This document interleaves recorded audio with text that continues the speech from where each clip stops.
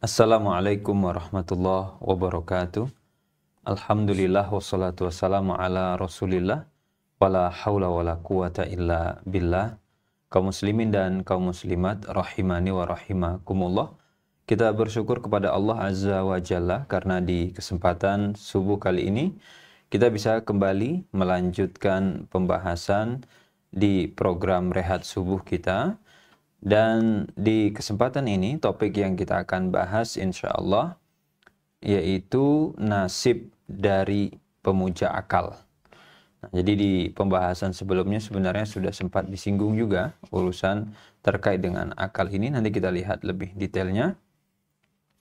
Dan sebelum itu kita akan sapa terlebih dahulu guru kita Ustaz Amin Nur Baiz. Assalamualaikum Ustaz. Waalaikumsalam warahmatullahi wabarakatuh. Sehat Ustaz? Gimana kabar? Alhamdulillah. Masya Allah, barakallahu fiik. Allah barik fiik. Ini kita pagi ini masih bicara tentang akal ya Ustaz. Insya Allah. Jadi bab ini cukup logika. panjang.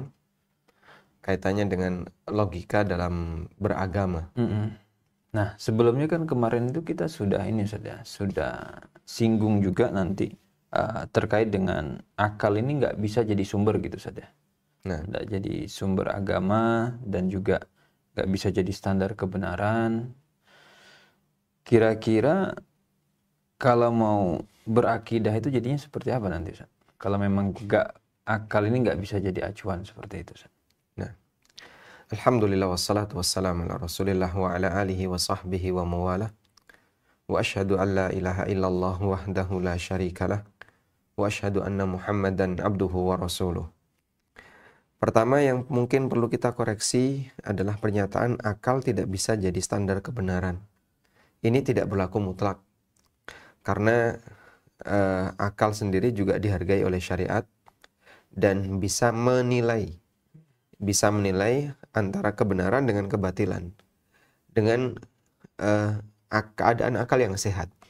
Sehingga misalnya begini, kita bisa memahami bahwa mukjizat dengan perdukunan, sihir dan perdukunan itu hal yang berbeda. Dari mana orang bisa paham itu? Dengan akalnya. Dia bisa tahu yang ini sihir, ini perdukunan, yang ini mukjizat atau karomah. Dengan akalnya dia bisa paham. Maka keberadaan akal dalam hal ini bisa membedakan antara al-haq dengan al-batil. Contoh yang lain, kita bisa paham antara nabi asli dengan nabi palsu. Sehingga ketika ada orang yang ngaku dirinya sebagai seorang nabi, seorang muslim bisa mengetahui dengan akalnya, ini bukan nabi. Nggak mungkin nabi seperti ini. Maka pemahaman ini bukan nabi, ini tidak mungkin sebagai seorang nabi, itu dengan akalnya. Kita juga bisa paham misalnya perbedaan antara kitab suci yang itu merupakan wahyu yang turun dari Allah dengan buku yang ditulis oleh makhluk, oleh manusia yang itu buatan mereka dan itu tentu bukan wahyu dari Allah. Sehingga dari semua ini, dari mana manusia bisa paham? Dengan akalnya. Maka terkadang akal bisa menjadi standar kebenaran. Kita bisa paham yang layak untuk dipertuhankan dan yang tidak layak dipertuhankan. Seperti ini nggak layak jadi Tuhan. Kenapa? Ada banyak sifat yang ada pada dirinya kelemahan. Nggak mungkin Tuhan kayak gini. Makanya pada waktu Dajjal itu muncul, di antara klaim Dajjal adalah dia mengaku Tuhan. Dan Nabi SAW ingatkan, Inna rabbakum innahu a'war wa inna rabbakum laisa bi'a'war. Dajjal itu buta sebelah. Dan Rabb kalian tidak buta sebelah. Maka nggak mungkin seorang Tuhan, dia buta sebelah. Orang bisa memahami dengan logikanya. Tuhan kok penuh dengan cacat. Bahkan sampai buta sebelah. Padahal Tuhan kan harusnya maha sempurna. Maka dengan logika itu, orang bisa paham, ini nggak layak jadi Tuhan. Baik, jadi kalau disebut bahwasanya akal itu sama sekali tidak digunakan, ini keliru ya. Dan nanti akan ada pembahasan cara tepat dalam menyikapi akal. Namun akal bukan sumber.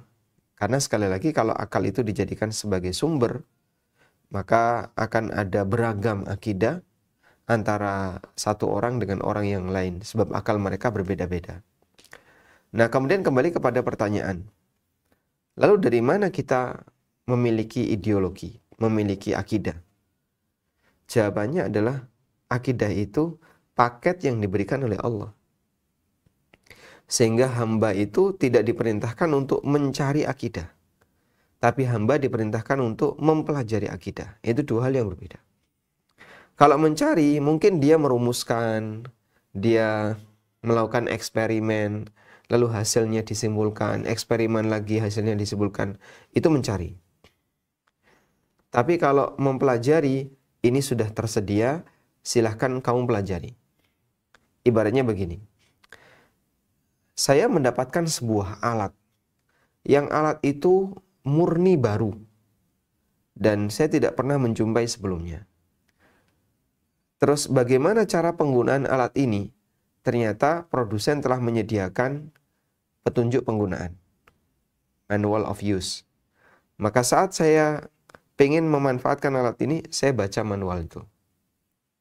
Alat ini bisa apa saja, terus bagaimana fungsinya, cara operasinya, dan seterusnya. Maka dalam ini saya tidak perlu eksperimen. Saya cukup membaca itu, sehingga saya bisa mengoperasikan alat ini dengan benar.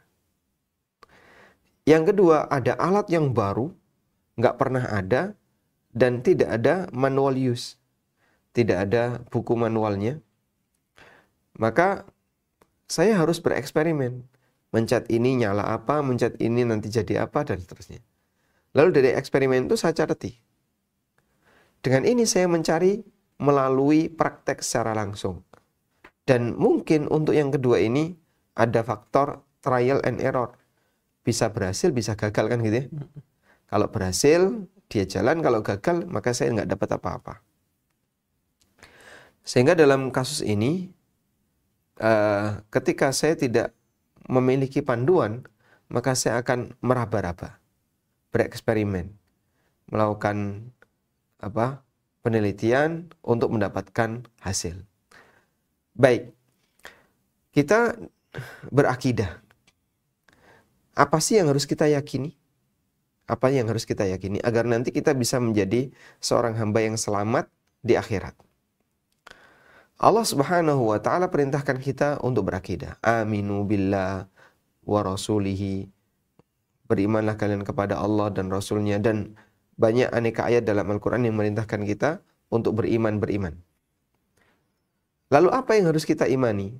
Allah sediakan satu paket. Inilah yang harus kalian imani. Seperti ini yang harus kalian imani. Paket itu ada di mana?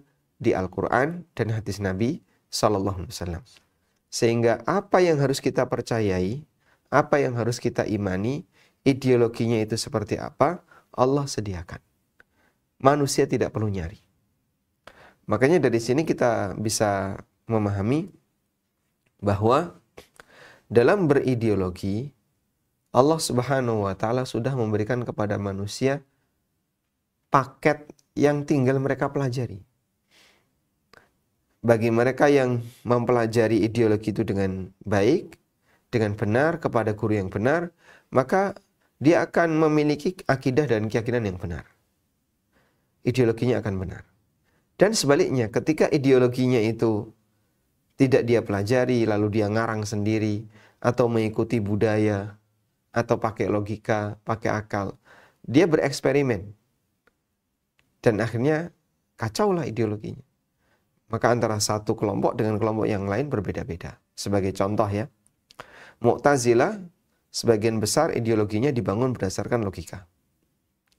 Demikian pula Ahlul Kalam, ada Maturidiyah, ada Kullabiyah. Ya. Mereka membangun ideologinya dengan logika juga. Dan dua ini berbenturan. Makanya Asy'ariyah itu muncul, salah satunya adalah untuk membantah Mu'tazilah. Tapi dengan menggunakan pendekatan ideologi. Mu'tazilah pakai ideologi, dibantah oleh Asy'ariyah dengan menggunakan pendekatan ideologi. Akhirnya karena dua-duanya menggunakan pendekatan ideologi, hasilnya nggak pernah sinkron. Yang satu bilang Allah itu nggak punya sifat. Yang satu bilang Allah punya sifat tapi terbatas dengan angka sekian. Yang satu bilang 7, yang satu bilang 13, yang satu bilang 20. Yang benar yang mana? Karena semuanya pakai akal. Nah, jawaban kita begini. Kalau sana pakai akal, berarti kan saya juga punya hak untuk pakai akal. Dan akal dia dengan akal saya sama-sama akal. Lalu siapakah akalnya yang lebih mulia? Karena semuanya akal, maka semuanya punya peluang untuk dimanfaatkan. Baik, dari sini kita bisa lihat bahwa orang yang menggunakan akalnya sebagai sumber, itu pertama yang akan dialami adalah gak stabil. Yang kedua yang akan dialami ketika akal dijadikan sebagai sumber, akan berbeda antara satu tokoh dengan tokoh yang lain. Padahal semuanya adalah pemuja akal. Dan nasib yang terjadi adalah kebingungan sampai akhir hayat. Nanti akan kita baca tentang itu. Nah, Baik Ustaz, ini bisa nggak Ustaz kita ambil titik tengah saja Ustaz? Jadi daripada kita saling menyalahkan Ustaz, ya udah, si A benar, si B benar, si C benar. Jadi kita saling toleransi aja Ustaz. Maksudnya daripada kita, ini kan kita yang penting ya nggak apa-apa lah, penting kaum muslimin, yang penting kita bersatu, kita memaklumi perbedaan-perbedaan logika tadi, karena kan akal nerima juga Ustaz. Kalau standarnya akal, ya mau nggak mau kan nanti pasti akan muncul berbagai macam interpretasi. Ya sudah, kita nggak usah saling menyalahkan. Kesana benar, sini benar, semuanya benar gitu. Kalau gitu gimana Ustaz kira-kira? Coba, masuk akal nggak ini? Masuk akal nggak? Ada dua hal yang saling bertentangan, tapi keduanya benar. Itu masuk akal nggak? Enggak kayaknya Ustaz. Kayaknya enggak. Nggak masuk akal ya? Baik, sederhana saja. Coba pakai kamera tengah ya. Kalau Ustadz Abu Rifai menggunakan baju merah, saya pakai baju putih. Lalu orang memandang, ini kok bajunya beda. Kemudian disarankan, udahlah anggap sama. Semuanya adalah warna. Dan itu sama. Logika manusia nolak. Kok bisa sih saya suruh nyebut sama? Wong jelas beda kok, yang satu merah, satu putih. Sehingga akal akan menolak ketika ada dua hal yang saling bertentangan dan dua-duanya disebut benar. Kalau ini saling bertentangan, konsekuensinya adalah hanya ada dua kemungkinan. Satu, kemungkinan yang pertama, salah satunya benar. Kemungkinan yang kedua, keduanya salah. Kalau keduanya benar, tidak mungkin. Ya enggak? Kalau keduanya salah, sangat mungkin. Sebagai contoh misalnya, perbedaan antara Syiah dengan Khawarij. Kalau Syiah mengkafirkan, anggaplah Syiah mengkafirkan seluruh sahabat selain Ahlul Bait.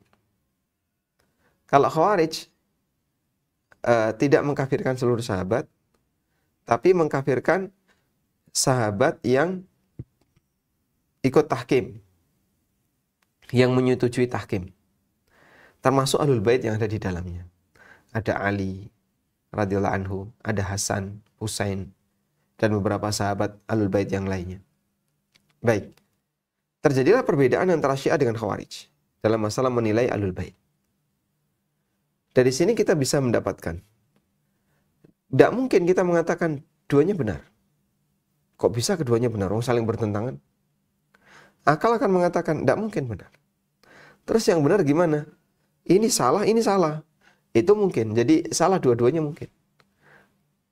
Beda dan salah dua-duanya mungkin. Tapi kalau benar dua-duanya tidak mungkin. Sebab kebenarannya satu. Makanya kalau ada orang yang mengklaim ini adalah dakwah toleran, lalu ujung-ujungnya adalah membenarkan semuanya.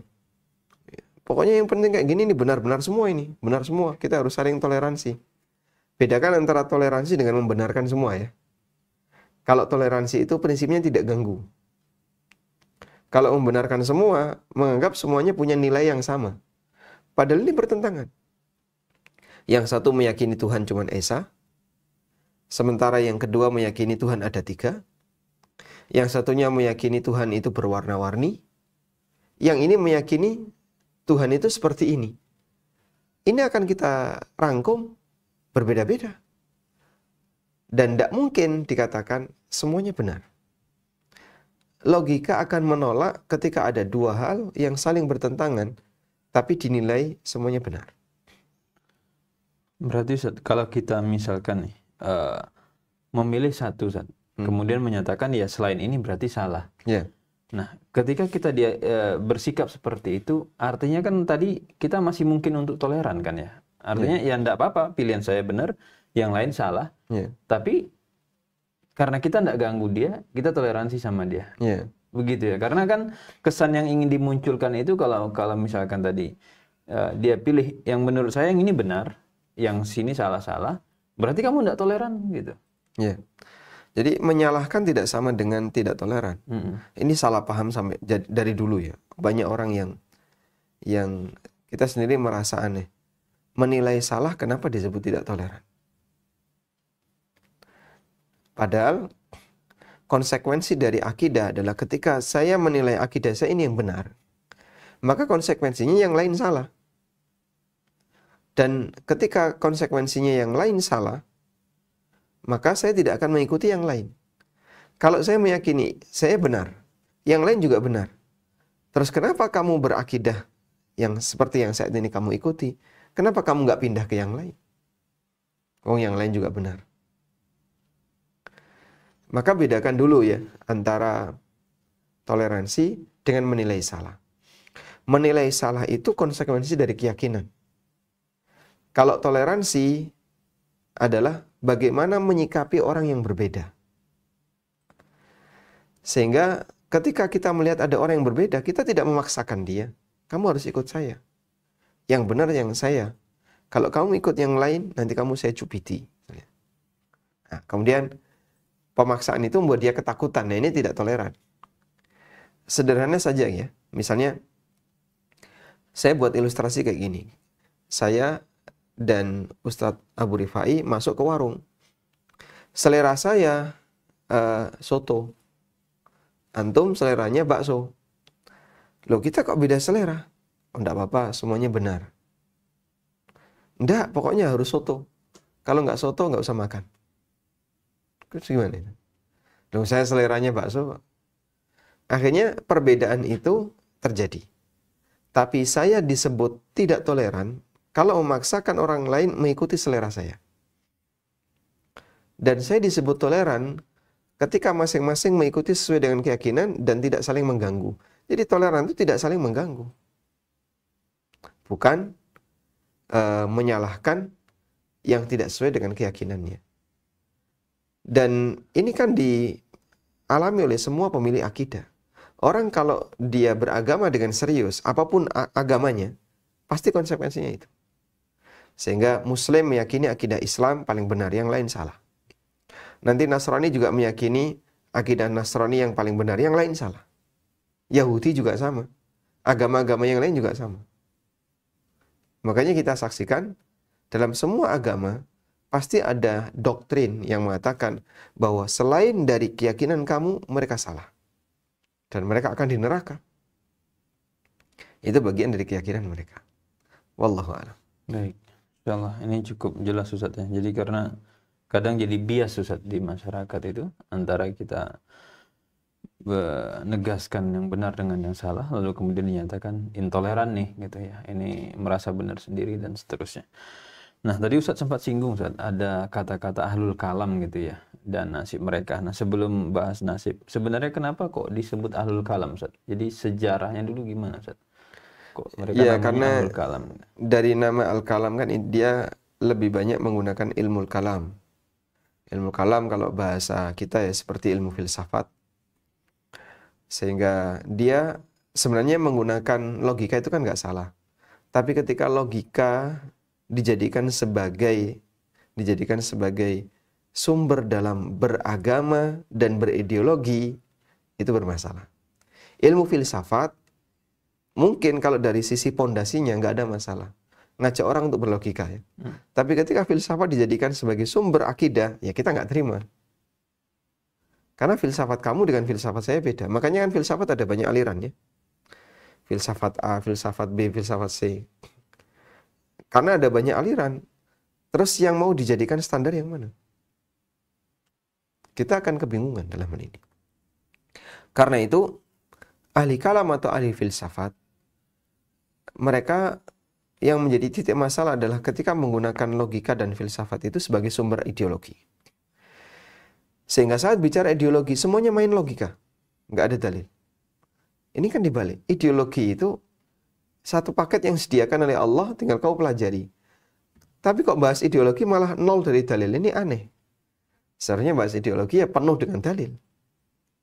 Karena orang tidak punya peluang untuk memikirkan, untuk merancang bagian itu. Merumuskan ideologi itu tidak bisa. Sebab dia tidak tahu hal yang gaib. Coba andaikan Anda tidak pernah membaca Quran, tidak pernah membaca hadis, terus disuruh untuk coba kamu rumuskan akhirat. Lalu dia membuat teori tentang akhirat. Oh, akhirat tuh kayak gini, kayak gini. Kira-kira gimana? Ya, rancu, Ustaz. Ngawur nanti kan jadinya. Masa akhirat kayak gini? Dari mana kamu tahu? Ya coba nanti kita buktikan kalau sudah sampai akhirat. Jadinya ngawur. Makanya hal yang gaib tidak mungkin manusia bisa merumuskannya. Nah, Berarti kan kesimpulannya sebenarnya kalau belajar filsafat boleh, kalau urusannya keduniawian, sains, kalau udah nyangkut ke akidah enggak boleh gitu saja. ada banyak ilmu sains yang pondasinya berasal dari filsafat. Ya. Dan kami dulu waktu kuliah di Fakultas Teknik juga diajari tentang filsafat ilmu, filsafat sains. Dan ya prinsipnya adalah mengajarkan beberapa pondasi dalam berlogika.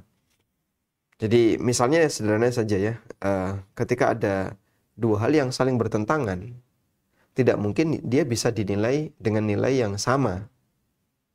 Itu kan teori umum dalam berlogika. Sehingga kita bisa memahami ini tidak mungkin.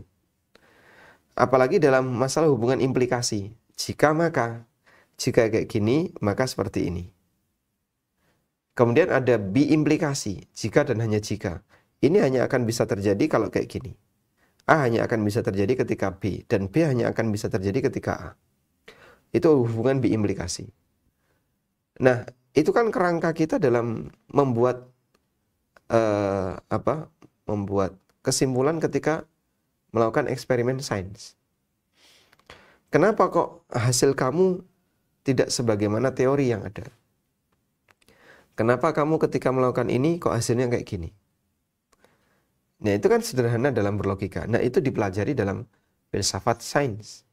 Sehingga filsafat ketika dimanfaatkan untuk ilmu sains, dia menjadi pondasi dalam berlogika. Dan sebaliknya kalau dibawa ke ranah agama yang jadi ngawur. Ini Ustaz, kalau bahasa di jika hanya jika maka itu Ustaz. Sebenarnya sempat pernah ketemu Ustaz ya. Kalau cara seperti itu terlalu sempit Ustaz untuk beragama. Jadi agama ini jadinya warnanya hanya hitam dan putih. Kalau tidak benar ya salah. Kalau kemudian tidak ini ya itu gitu. Nah, sebagian menolak Ustaz cara beragama seperti itu. Jadi kita harus mempertimbangkan juga faktor budaya, faktor yang lain, dan itu mesti jadi variabel yang diperhitungkan Ustaz. Jadi kalau memang aturannya ini syirik misalkan, atau kemudian ini bertentangan dengan dalil tapi sejalan dengan budaya, nah maka variabel ini harus dimasukkan juga Ustaz, gitu. Nah mungkin nanti sama ya dengan keyakinan akidah. Kalau pakai aturan main wahyu sumber tadi ya hitam putih saja Ustaz. Nah tapi ini kan terlalu saklek Ustaz, gitu. Jadi Islam itu rahmatan lil alamin. Dia harus luas, harus mengakomodir. Maka variabel-variabel lain juga layak diperhitungkan. Nah itu ada Ustaz ya, yang berpikir seperti itu dan mempermasalahkan mereka yang cara berpandangan agama itu terlalu sempit Ustaz, kaku gitu Ustaz. Gimana pandangan Ustaz? Saya kadang juga merasa heran ya dengan orang yang menyampaikan kalimat seperti ini. Ada, kalau saya boleh mempetakannya, ada dua jenis manusia yang kayak gini. Pertama masyarakat awam, yang kedua boleh saya sebut misalnya sivitas akademis. Ya, artinya mereka yang bersinggungan dengan kampus. Kalau masyarakat awam, saya perhatikan sebenarnya latar belakangnya karena malas saja. Karena malas, murni karena malas. Jadi seperti misalnya contoh kasus, Ketika saya menulis buku Halal Haram Bisnis Online, lalu buku itu dibedah. Kemudian ada orang yang membaca buku itu. Dia dikomentari oleh temannya. Jadi Islam kok rumit banget sih? Kamu nggak usah rumit-rumit kayak gini. Maksudnya gimana rumit itu? Nggak usah repot. Udahlah, santai aja. Maksudnya kan dia, nggak usah kamu pelajari aturan ini. Kita bebas saja. Kalau seperti itu caranya, ini bicaranya orang malas. Pengennya ketika beraktivitas nggak ada aturan, bebas-bebasan aja. Ini kan orang malas. Sehingga ketika ada orang yang mau belajar, itu dianggap rumit. Dianggap susah. Dianggap ngerepoti dirinya sendiri. Ya enggak, belajar itu mau menyesuaikan dengan aturan. Kenapa kok dianggap rumit? Aneh. Kamu kalau nggak mau diatur ya udah terserah kamu. Nggak mau diatur. Sehingga dia ketika mau berbisnis, udahlah nggak usah lihat-lihat, nggak usah pelajari fikih muamalah apa, bingung, bikin rumit. Dia nggak mau diatur misalnya. Dan orang nggak mau diatur ya bicaranya jadi ngelantur nanti ya. Akhirnya nggak usah lah dianggap orang pemalas. Nah, yang kedua, kalangan sivitas akademis. Sebenarnya mungkin latar belakangnya adalah karena dia ingin menampakkan Islam itu mudah. Islam itu rahmatan lil alamin. Dan kalimat-kalimat yang semisal. Baik, kita paham Islam itu mudah. Sekarang pertanyaannya, apa yang dimaksud dengan Islam itu mudah? Apakah Islam itu mudah sama dengan menganulir semua aturannya? Apakah yang dimaksud Islam sebagai rahmatan lil alamin itu Islam harus menyesuaikan kondisi masyarakat? Jadinya terbalik. Seharusnya masyarakat menyesuaikan aturan Islam, bukan aturan Islam menyesuaikan masyarakat. Sebab yang bikin aturan siapa? Bukan masyarakat, Allah Subhanahu wa taala. Islam itu kan menerapkan aturan Allah di masyarakat. Bukan membuat aturan agar sesuai dengan masyarakat. Sebab yang mengendalikan itu aturan Allah. Aturan Allah mengendalikan masyarakat. Jangan dibalik. Kebiasaan masyarakat mengendalikan aturan. Akhirnya aturan itu diubah-ubah. Pokoknya jadi serba boleh jadinya. Yang kira-kira kok ngerepoti dibuangi. Dengan pertimbangan ini jadi boleh. Semuanya kesimpulannya jadi boleh. Prinsip permisif. Semuanya serba boleh. Maka yang kayak gini, justru yang terjadi adalah dia menganulir aturan. Bukan mengajarkan manusia untuk kembali ke aturan, tapi menganulir aturan dengan cara masyarakat itu dibuat manja. Udahlah, Islam itu rahmatan lil alamin, Islam mudah dan seterusnya. Ya klop antara kerjasama orang pertama pemalas dengan tokoh yang seperti ini. Dan itu cukup banyak di masyarakat. Makanya kadang kita jumpai, ya sudah tidak apa-apa, mendem nggak apa-apa, minum khamr nggak apa-apa, ngerokok bebas, nggak ada stigma negatif terhadap rokok, sehingga pendidikan untuk mengatakan rokok itu berbahaya sama sekali tidak pernah dia sampaikan. Nah, kalau kayak gini caranya ya, ini bukan mendidik. Ibarat ketika Anda punya anak, dia mau melakukan kesalahan apapun, Anda biarin. Ini nggak mendidik. Maka bisa saya katakan, para tokoh yang dia terlalu permisif terhadap pelanggaran yang terjadi di masyarakat dengan alasan Islam itu toleran, rahmatan lil alamin, tidak sulit dan seterusnya. Ini tokoh yang tidak bisa mendidik. Bahaya ya orang-orang kayak gini. Sementara tokoh yang mendidik malah disalahkan. Oh, enggak benar, terlalu keras, terlalu kasar. Kerasnya di mana? Saya masih bisa hidup normal dengan aturan yang Allah Subhanahu wa taala berikan dan kita jalankan dengan maksimal. Saya hidup bahagia. Bayangan gini kan, kalau keras tuh hidupnya kan tertekan. Kata siapa? Asatidzah Ahlussunnah. Boleh saya sebutkan nama-nama para ustadz ya, yang ada. Yang mereka sebut itu adalah manusia-manusia yang terlalu keras dalam menetapkan hukum. Bahagia mereka.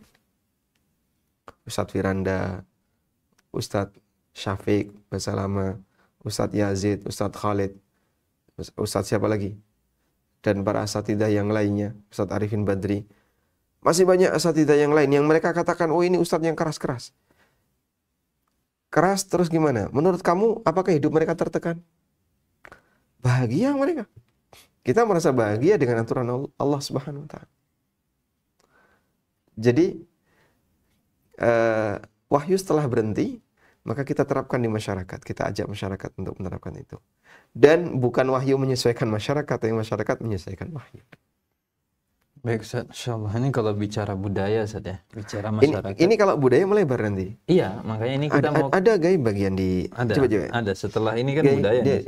di bagian ini budaya, betul. Iya. Ya? Nanti coba kita bahas Ustaz, di budaya lebih lebar lagi tentang masalah itu. Iya, nanti kan kalau kita nyinggung budaya ini nanti panjang Ustaz. Nanti Betul. kaitannya dengan budaya Arab dan seterusnya. Makanya ini kita kembali ke penutup saja Ustaz, untuk nasib ahlil kalam atau nasib pemuja logika ini gimana nasib endingnya itu supaya kita nggak ikut-ikutan gitu Ustaz. Nah, gini.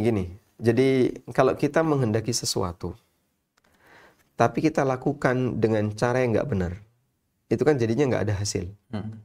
Tapi terus diperjuangkan sampai titik kematian dan tetap nggak ada hasil. Apa yang terjadi? Kecewa dia. Sebagai contoh misalnya, ada orang yang pingin kaya, tapi dia menempuh dengan cara main dukun. Akhirnya dia perjuangkan untuk bisa kaya itu melalui jalur perdukunan. Terus seperti itu. Dan nggak kaya-kaya. Kalaupun dapat duit cepat hilang, Akhirnya dia akan kecewa. Dan kekecewaan di akhir, karena sudah tidak ada lagi kesempatan untuk berubah, stres dia. Ahlul kalam merancang ideologi dengan ilmu kalam, ternyata tidak menghasilkan keyakinan yang membuat dia nyaman. Keyakinan itu kan merasa nyaman ya. Orang kalau yakin jadinya makin tenang. Keyakinan itu membuahkan ketenangan. Ahlul kalam membuat ideologi, tapi tidak membuahkan ketenangan. Justru membuahkan kebingungan. Loh, ini keyakinan tapi kok membingungkan. Keyakinan tapi kok membingungkan. Coba, keyakinan tapi membingungkan. Gimana itu? Nggak yakin berarti. Orang kalau bingung, nggak nyaman. Contoh bingung sederhana saja ya. Saya pusing saya. Kenapa? Nggak ada jalan keluar dia. Jadi pikirannya mentok. Misalnya, ini pesawat delay. Acaranya 3 jam lagi. Pesawat delay. Kita kan bingung. Acaranya 3 jam lagi, pesawatnya delay, kepastiannya nggak ada. Kapan kira-kira bisa berangkat? Ini delay berapa jam? Pak, tunggu Pak ya informasinya. Mohon maaf Pak ya, mohon maaf aja. Ini pesawat delay, kami belum dapat informasi dengan pasti. Bingung nggak orang ini? Bingung karena tidak ada kepastian. Andai kan, mohon maaf Pak, pesawat nggak jadi berangkat, dia kan bisa meng-cancel acara. Jadi mohon maaf, karena pesawat nggak jadi berangkat, saya cancel. Tapi kalau gantung, bingung. Keyakinan juga kayak gitu. Ketika tidak ada tempat untuk mendarat, gantung, bingung itu keyakinan. Sebab keyakinan itu seharusnya menenangkan. Coba kita lihat di sini ya. Ketika mereka membuat postulat tentang nama dan sifat Allah, juga nama dan sifat Allah diteorikan dengan logika. Menurut mereka semuanya harus diukur dengan logika. Terbukti pada akhir hayatnya mereka berkutat dengan kebingungan. Sehingga akhir hayatnya bingung. Dan orang bingung itu tekanan batin. Ar-Razi, salah satu tokoh besar Asy'ari dan ahli kalam, bisa disebut mungkin tokoh sentralnya Asy'ari. Jadi Asy'ari itu kan ada 3 generasi. Generasi pertama ya di masanya Abul Hasan. Namun kemudian beliau bertobat. Generasi yang kedua adalah Ar-Razi dan kanan kirinya. Ada Ar-Razi, ada Al-Amidi, ada Abu Bakar Al-Baqillani, dan orang yang berada di sekitarnya. Nah, dan dominan pemikiran Asy'ari itu sumbernya Ar-Razi. Sehingga Bisa jadi Abul Hasan tidak pernah membuat konsep itu, tapi Ar-Razi yang mengkonsep itu. Nah, coba kita lihat ungkapan keresahan Ar-Razi di akhir hayat. Nihayatu iqdamil uquli iqalun, wa ghayatu sa'yil alimina dhalalun, wa arwahuna fi wahsyatin min jusumina, wa hasilu dunyana adan wa wabal. Walam nastafid min bahthina tula umrina, siwa an jama'na fihi qila wa qalu. Ujung logika hanyalah belenggu, hasil akhir perjuangan logika hanyalah kesesatan. Arwah dalam jasad yang terasing selama hidup hasilnya hanya bencana. Lalu bagian akhir Ar-Razi mengatakan, walam nastafid min bahthina tula umrina. Kami tidak mendapatkan hasil apapun dari penelitian sepanjang usia kami. Siwa an jama'na fihi qila wa qalu, selain hanya mengumpulkan katanya-katanya. Karena diskusi kemudian dipakai dialog dalam berlogika dipakai untuk bangun ideologi ya. Katanya gini, katanya gini. Kok kita hanya mengumpulkan katanya-katanya? Bukan apa kata Allah dan apa kata Rasulnya sallallahu alaihi wasallam. Wallahu a'lam. Insyaallah. Baik, cukup jelas insyaallah Ustaz. Ya, semoga Allah selamatkan kita dari hal-hal yang semacam ini. Amin. Nas'alullah al-afiyah. Amin. Baik, para pemirsa yang dirahmati oleh Allah Azza wa Jalla, demikian sesi materi pada kesempatan rehat subuh, dan nanti kita akan masuk ke kesempatan diskusi dan tanya jawab. Namun sebelum itu kita break sejenak dengan jeda berikut ini. Atas kemudahan dari Allah Ta'ala, Umroh bareng ANB bekerja sama dengan Travel Nur Ramadan Wisata akan menyelenggarakan Umroh Akbar bersama Ustadz Amin Nurbait dan Ustadz Wira Mandiri Bahrun dengan biaya mulai 29,9 juta untuk kuart. Jamaah akan mendapatkan fasilitas Hotel Bintang 5 Aska As-Safa atau Staraf di Mekah, Hotel Concord Al Khoir, Staraf di Madinah. Info selengkapnya silakan kunjungi medsos kami, Facebook Umroh bareng ANB, Instagram ANB Umroh, atau melalui customer service kami 0812 9090 4331. Umroh bareng ANB, beribadah dengan ilmu.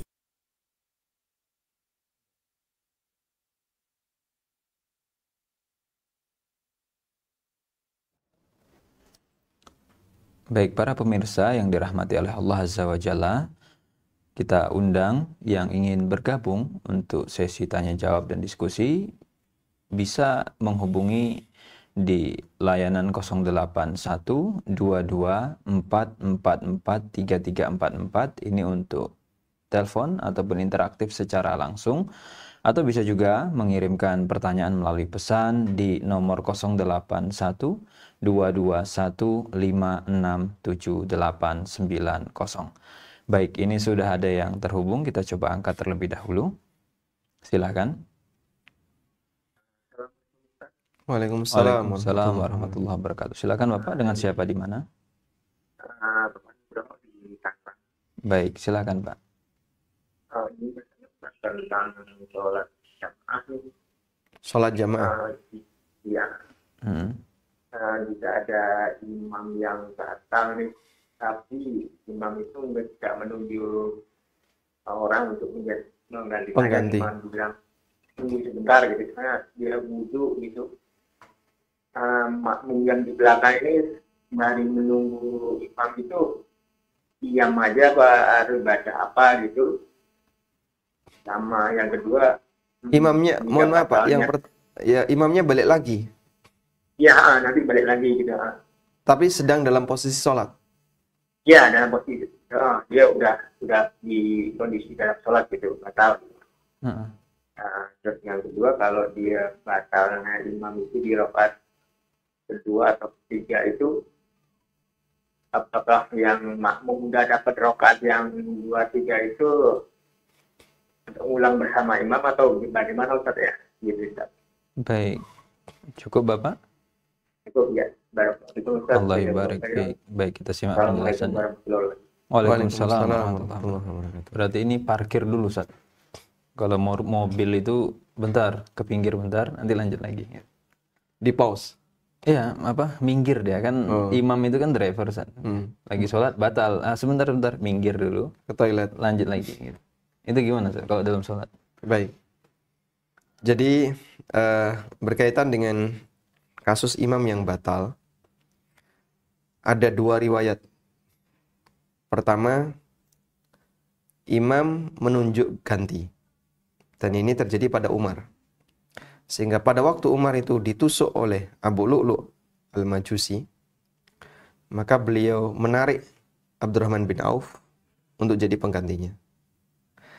Kemudian sholat subuh selanjutnya diimami oleh Abdurrahman bin Auf. Kemudian yang kedua, tidak menarik pengganti. Kejadiannya pernah terjadi pada Muawiyah radhiyallahu anhu.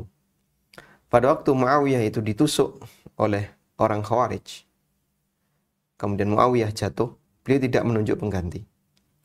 Akhirnya para sahabat dan tabi'in yang ikut sholat jamaah ketika itu, mereka sholat sendiri-sendiri, diselesaikan sendiri-sendiri. Sehingga jamaah tidak mengikuti komando salah satu orang, tapi mereka menyelesaikan sendiri-sendiri. Baik, selanjutnya bagaimana kalau imamnya batal kemudian balik lagi? Kalau imamnya batal kemudian balik lagi, wallahu ta'ala alam, memang ada riwayat Nabi SAW pernah mengalami itu. Bahwa beliau sudah ngimami, kemudian beliau lupa belum mandi, atau kalau enggak, ya lupa belum mandi. Akhirnya Rasulullah SAW meminta kepada para sahabat, ala rislikum, tetap di tempat. Kemudian beliau masuk rumah, beliau mandi. Terus balik, lanjutkan sholat. Jadi beliau takbiratul ihram lagi, lanjut sholat. Maka dari sini kita bisa memahami bahwa sholat tidak menjadi batal ketika imam itu nyambung. Dan hal yang sama juga pernah terjadi ketika Nabi SAW bersama Abu Bakar mampir ke sebuah kampung, lalu masuk waktu sholat. Akhirnya ditunggu, tapi Rasulullah SAW nggak datang-datang.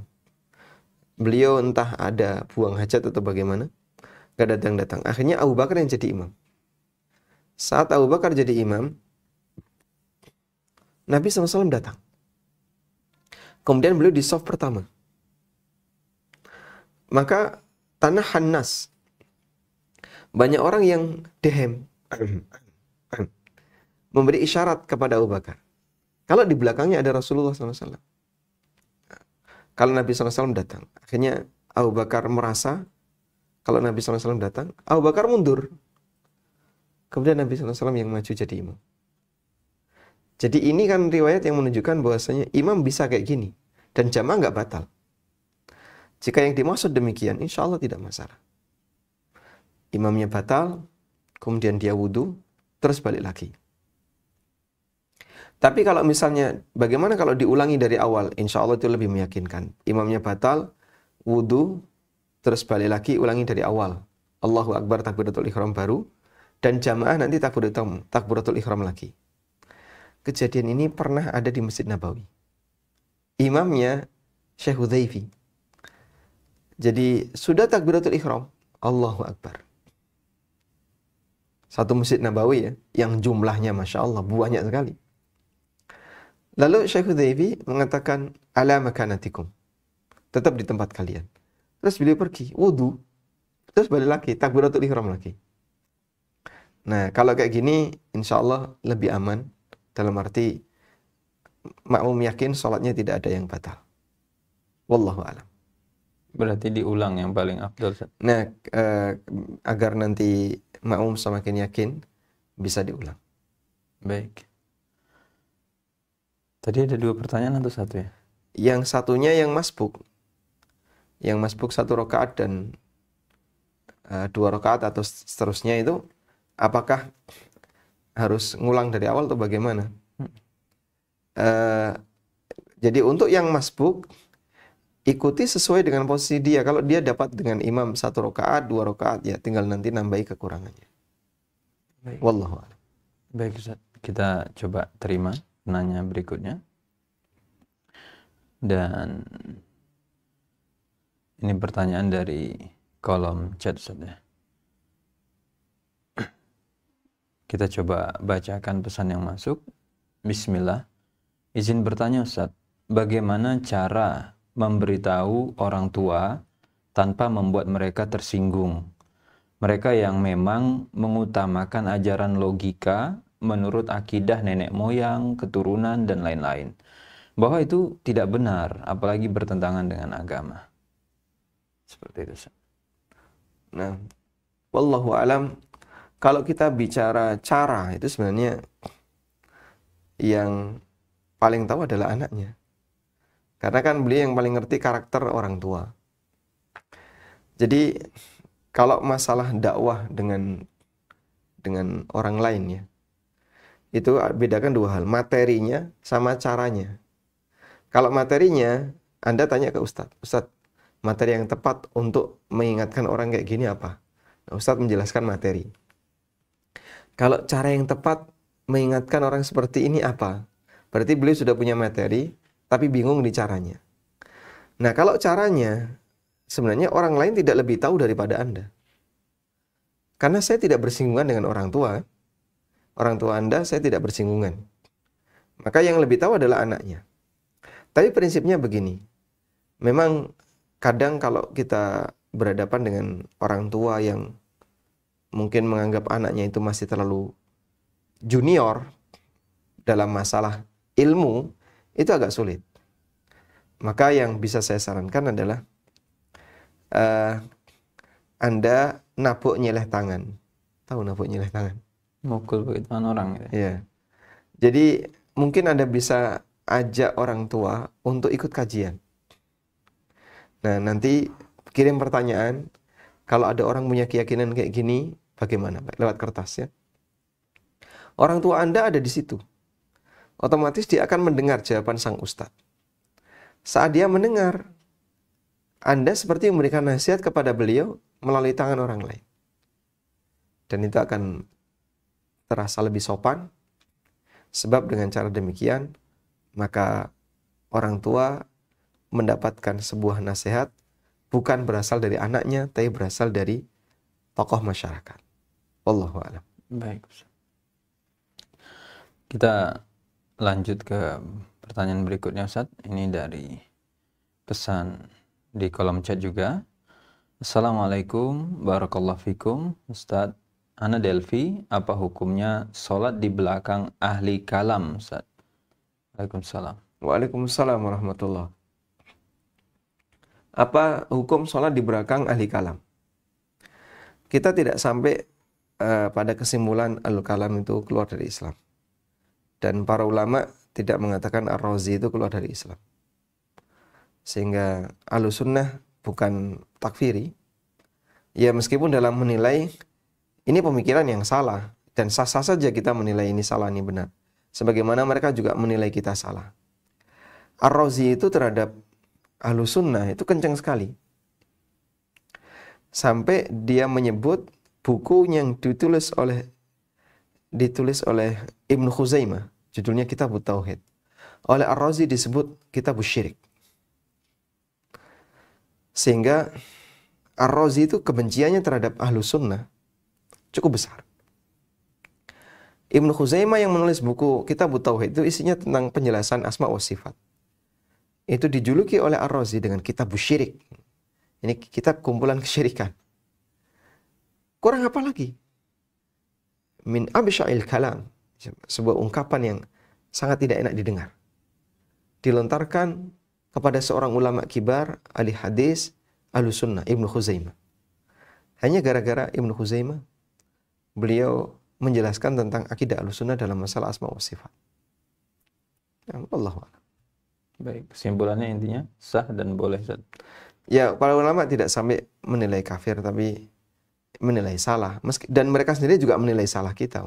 Dan sebatas menilai salah itu tidak sama dengan intoleran atau mengkafirkan, tidak.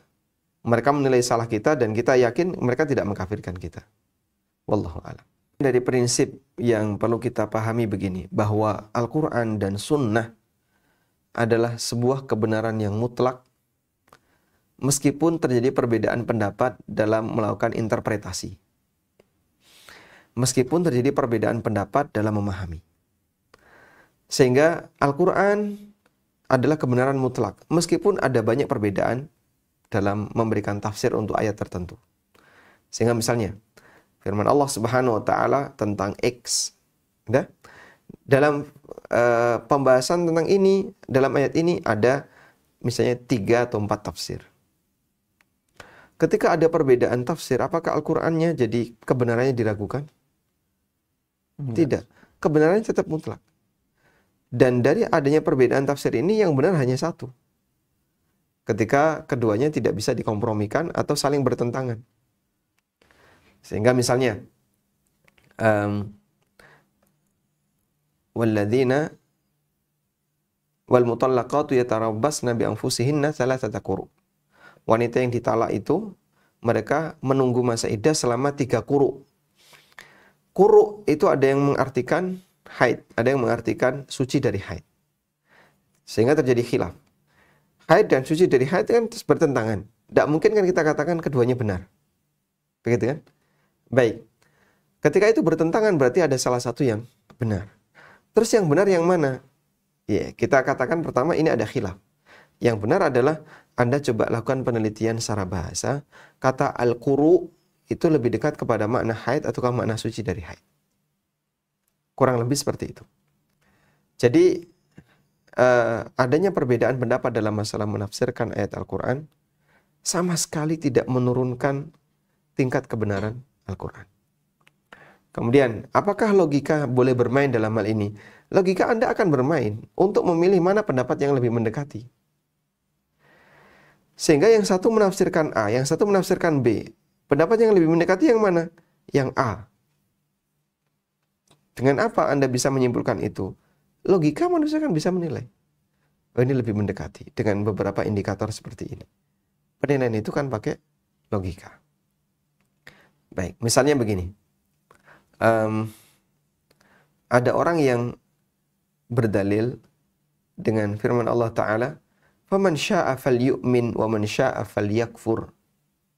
Siapa yang mau silakan dia mukmin, siapa yang mau silakan dia kufur. Terus ada 2 kesimpulan.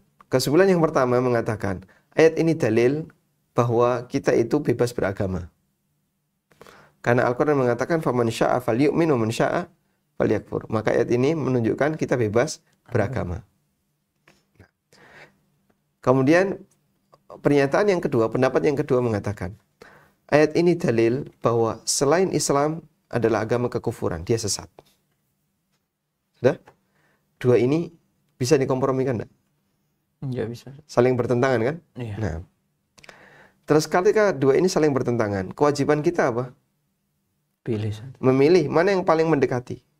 Ketika kewajiban kita memilih mana yang paling mendekati, logika akan bermain. Masa sih Al-Quran membolehkan kekufuran? Kufur itu kan ungkapan negatif. Stigma kufur itu selalu negatif. Nah, kalau kemudian Al-Quran membolehkan kekufuran, berarti Al-Quran membolehkan perbuatan yang negatif. Terus bunyi ayat ini gimana? Nah, ini sifatnya ancaman. Kalau mau silahkan mukmin, kalau mau silahkan kafir. Dan kalimat ancaman memberi pilihan itu justru ancaman yang lebih keras. Misalnya orang tua manggil anaknya, gak pulang-pulang ternyata. Akhirnya didatangi di tempat permainan dia, terus ngancam dia. Kalau mau pulang sekarang, kalau enggak usah pulang sekalian. Oh, Bapak kok ngasih pilihan ke saya, boleh pulang dan boleh nggak pulang. Ya milih nggak pulang. Kalimat itu apa? Diancam. Ancaman. Kalau mau pulang sekarang, kalau enggak nggak usah pulang sekalian. Itu bukan ngasih pilihan, tapi apa? Diancam. Ancaman. Ini kan logika manusia bisa menilai.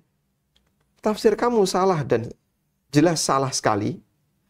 Karena kamu mengatakan bahasanya kalimat ini menunjukkan bolehnya milih kekufuran, padahal itu adalah kalimat ancaman.